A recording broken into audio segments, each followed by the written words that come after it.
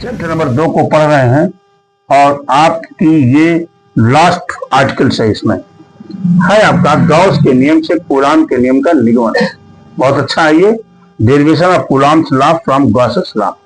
देखिए ये ओ एक बिंदु है जिस पर प्लस क्यू जीरो आवेश रखा हुआ है। ओ से आर दूरी पर स्थित एक बिंदु पी है। जानते हैं गासेस जो प्रमेय होता है ये हमेशा किसी बंद पृष्ठ पर लगता है। कहां लगता है? किसी बंद पृष्ठ पर। तो P0 के लिए T0 जो है आप अपना एक गॉसियन पृष्ठ का निर्माण करेगा। देखिए ध्यान से, ये क्या किया, ये गॉसियन पृष्ठ का निर्माण कर दिया। ठीक है, अब आप निकालेंगे कि इस गॉसियन पृष्ठ के कारण बिंदु P पर वैद्युत फ्लक्स बराबर। बात समझ पा रहे हैं ना? लेकिन अब तक जो आप लोगों ने यहां कहा है उसी चीज को क्या करना है, लिख देना है। क्या लिखेंगे? माना ओ बिंदु पर, देखिए ओ बिंदु पर है ना, प्लस क्यू, यहां वो कर दीजिए, प्लस क्यू आवेश रखा गया है। प्लस क्यू आवेश रखा गया है। लिखेंगे ओ से आर दूरी पर कोई बिंदु P है, कोई बिंदु P है जहां पर वैद्युत बल क्या करना है, ज्ञात करना है। ये बात तो समझ गए आप? इतना आपने लिख दिया, ठीक है।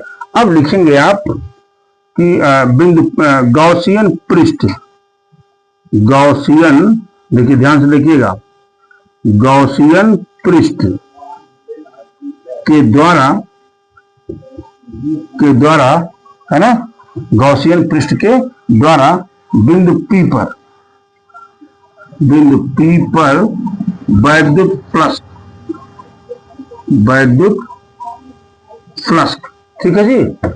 इधर देखिए फाई ई बराबर क्या होता है, E A cos theta, theta equal to क्या होता है, 0 डिग्री। यहां से फाई ई बराबर हो जाता है ई इंटू ए हो गया। समीकरण 1 हमने लिख दिया यहाँ, या अभी मत लिखिए, हम जानते हैं कि किसका निर्माण कर रहा है, गॉसियन पृष्ठ का। गॉसियन पृष्ठ क्या है, एक गोला है, गोले का क्षेत्रफल क्या होता है, हाँ, इंटू 4 पाई आर स्क्वायर होता है ना। इक्वेशन 1 हमने रख दिया हमने। आगे की बात करेंगे यहाँ, गॉस के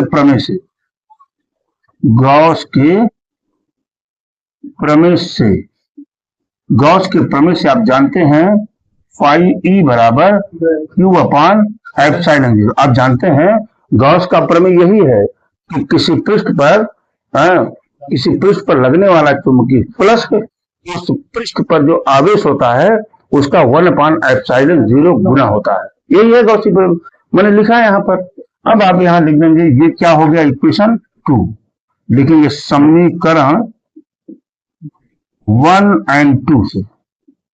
और 2 से, ये वैल्यू तो यही सब्स्टिट्यूट कर देंगे तो मिलेगा आपको Q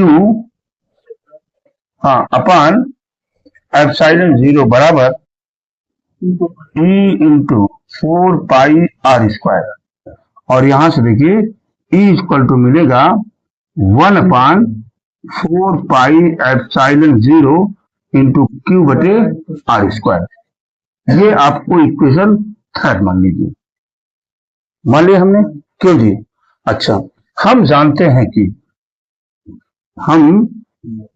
जानते हैं वी नो दैट जो वैद्युत क्षेत्र की तीव्रता E बराबर होती है, ये क्या होता है, F अपान Q0 होता है ना। यहां लिख दीजिए P बिंदु पर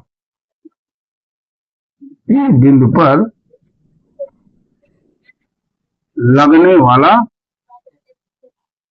वाला बल इतना हो गया। यहां से F की वैल्यू क्या निकाल देते हैं हम लोग, E इंटू Q0, इक्वेशन 4।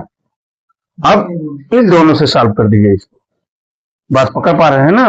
तो सॉल्व करेंगे आप, देखिए इक्वेशन 3 और 4 से, ध्यान दीजिएगा, इक्वेशन 3 और 4 से एफ इक्वल टू ई की जगह पर ये वाली वैल्यू पुट करिए। जैसे ही पुट करेंगे मिल जाएगा 1/4πε0 इंटू Q0/r²। यही है कि नहीं है? यही कूलाम्ब्स लॉ है। तो मैं तो वही तो कर रहा हूं, गॉस के नियम से कूलाम्ब के नियम का निगमन। देखिए कूलाम्ब का नियम आ गया। कूलाम्ब्स लॉ ही होता है कि दो बिंदु आवेशों के बीच लगने वाला आकर्षण अथवा प्रतिकर्षण बल दोनों आवेशों के गुणनफल के अनुपाती तथा उनके बीच की दूरी के वर्ग के व्युत्क्रमानुपाती होता है। वही चीज यहाँ आया है, यही से हमको मिल जाता है। जानते हैं ना, ये प्रोपोर्शनल Q0 और यह प्रोपोर्शनल 1/r², और दोनों को जब हम सम्मिलित कर देते हैं तो Q0/r²। और जानते हैं इसको बराबर करने के लिए 1/4πε0 इंटू Q0/r²। जानते ही हैं कि एक्सपेरिमेंटली या निकालने भी थे हम कि इसकी वैल्यू 9.10⁹ होता है। देखिए कितना आसान था ये आपके सेकंड चैप्टर की अंतिम आर्टिकल अंतिम डेरिवेशन था। इसके बाद आपका गॉस का प्रमेय और विद्युत फ्लक्स का जो चैप्टर था यहीं पर खत्म हो जाता है।